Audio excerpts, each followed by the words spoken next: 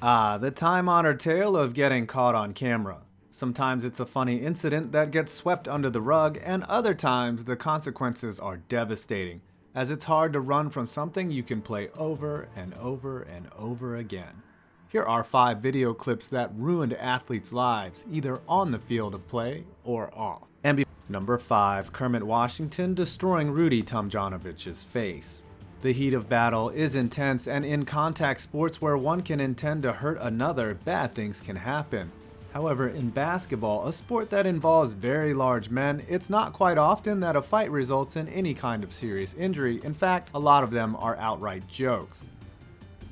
And that has a lot to do with an incident in 1977 when the Lakers were battling the Rockets and a dust-up occurred in the middle of the court.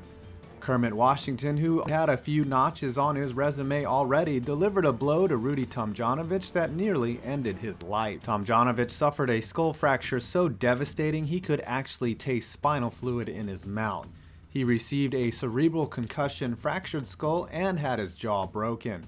He would miss the remainder of the season. Washington would be suspended 26 games for the incident, and after the tape of the punch began circulating, he received harsh criticism and even death threats.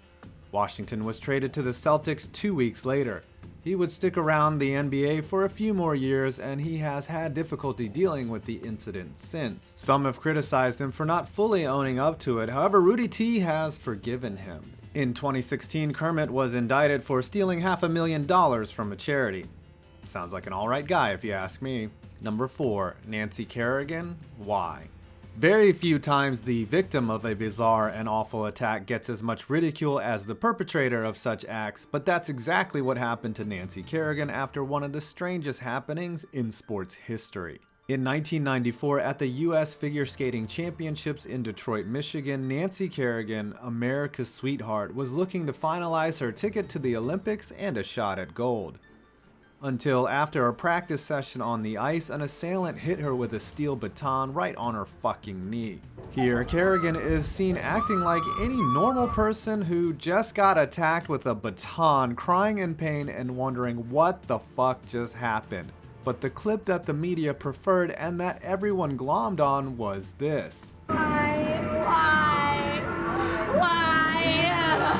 Nancy, I'd totally be asking the same thing, as it would be revealed later that why she was attacked was because her jealous rival Tonya Harding and her ex-husband hired a goon to take out Nancy so that she could represent the USA in the Olympics. Of course, it didn't take too long to figure out who pulled off the attack, as Harding and Jeff Gillooly were named as the main perpetrators. Unfortunately for Kerrigan, the media also focused onto her perceived pettiness and diva-like attitude, either fairly or unfairly. As a result of this footage, Tonya Harding was banned from skating and eventually became a professional boxer. Jeff Gillooly had to change his name. And Nancy Kerrigan won a silver medal, and instead of being America's darling that kinda has a horse face, she became the butt of many jokes. Number 3, Tony Stewart killing a kid. This next incident is not funny at all. Tony Stewart is a legend on the NASCAR circuit, having won a lot of races and a sprint cup by being who he is, a non-compromising dickhead out on the racetrack. One thing you can't question is Stewart's love of racing, which had him participating in a sprint car, not sprint cup event in upstate New York in 2014. Which is the equivalent of, say, someone like Ninja playing Fortnite with Drake. Stewart, a legend of racing, dicking around on a tiny track with funny looking cars with wings on them. Sounds like a great story, right? Well, not until about the midway point of the race, where Kevin Ward Jr. was spun out and hit a wall. Instead of just going back to the pits to confront Stewart, Ward ventured out onto the track, and unfortunately, as he rounded his turn, was hit by Stewart's car and flung 25 feet, killing the 20-year-old from Port Layton, New York. Video of the incident shows visibly and audibly Stewart speeding up before he strikes the young man. As Stewart testified, he sped up to try and avoid Ward in the civil suit against him. Litigation is still pending, but one thing is clear, is that it was a tragic event. Stewart has since retired from racing and says the incident still haunts him, as I'm sure it haunts the Ward family too. Number 2, Ryan Lochte acting a fool. Brazil catches a lot of flack for being a cosmetically beautiful country with one messed up social and governance system. When movies like City of God are what many people know of you, that's a bad thing. So when pretty boy Ryan Lochte made claims that he was robbed at gunpoint at a gas station during the 2016 Olympics, most people just SM'd their DHs and said, oh look at Brazil, can't even get through an Olympics without robbing someone. But then, footage from the gas station that night showed an intoxicated Lochte and company trying to get into the wrong cab, breaking a sign, and generally acting like typical Americans, which he reinforced by running to the media a few hours later and saying he was robbed at gunpoint. Which could have been what he thought was happening, as when you do dumb shit in a third world country and people expect you to pay for their broken sign, I don't know, a gun or a few threats might help get that point across. Or you could have been so hammered that you didn't remember much anyway, so instead of going all California farmer bro about the incident, just STFU about it. The controversy reached such a head that Ryan had to go on national TV and explain himself and apologize and make everyone involved in the process dumber for having watched any of it. I award you no points, and may God have mercy on your soul. Number 1. Ray Rice, straight to hell. Nobody in the history of sports has had their life ruined more by one single piece of videotape than Ray Rice, the former Ravens running back, Super Bowl champion, and perceived NFL good guy. Before the 2014 season, Rice was involved in a domestic violence incident at the Revel Casino in Atlantic City, New Jersey, where it was alleged that he had attacked his fiancée.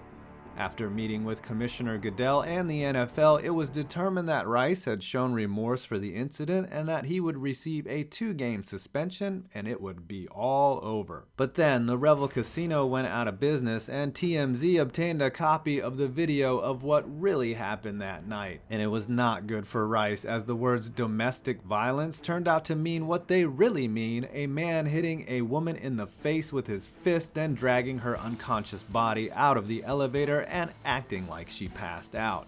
And from there, the ensuing shitstorm only got worse for Rice and the man who suspended him for only 2 games, Roger Goodell, as this incident called major attention to the lack of competence from the NFL in regards to disciplinary matters. It's been rumored that the NFL knew about the video but thought it wouldn't leak. TMZ said it took a few phone calls for them to get the vid and chided the NFL for that. When you lose the moral high ground to TMZ, you really are standing in a pile of shit, and that's what the main ingredient in the sandwich both Rice, who would never step on an NFL field again, and Goodell, who somehow got a contract extension, ate. By comparison, Greg Hardy, who nearly beat a woman to death, would play another season after his incident.